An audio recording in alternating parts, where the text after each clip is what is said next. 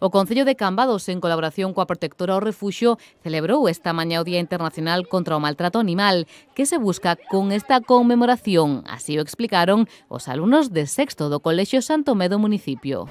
A finalidade do Día Mundial dos Animais é celebrar a vida animal en todas as súas formas, conmemorar a relación da especie humana co reino animal, recoñecer o papel que desempeñan nas nosas vidas. Deixovos unha mensaxe para que disfrutedes a todos os achegados, protexer os seres vivos que nos rodean e coidan a natureza.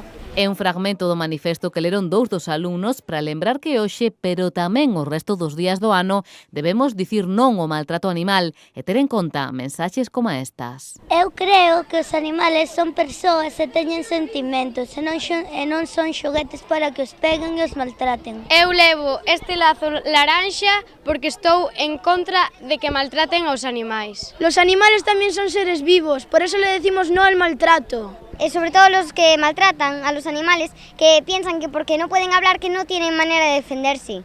Como son seres vivos, les duelen los puñetazos, las palabras y esas cosas. Los del refugio están esperando a que vengan personas que los quieran y para quererlos y para meterlos en casa.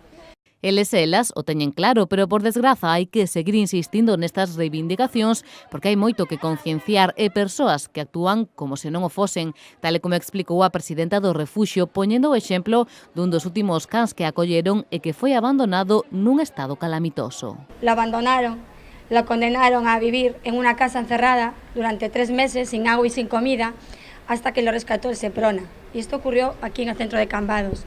Con ella la tiene uno de nuestros veterinarios, Iván, que es el que está luchando por ella, ¿vale?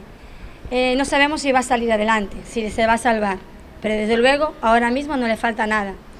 Son animales que un día fueron cachorritos como los que tenéis en brazos, pero crecieron y sus dueños los dejaron a su suerte, sin agua, sin comida, a que se muriesen en una casa cerrada.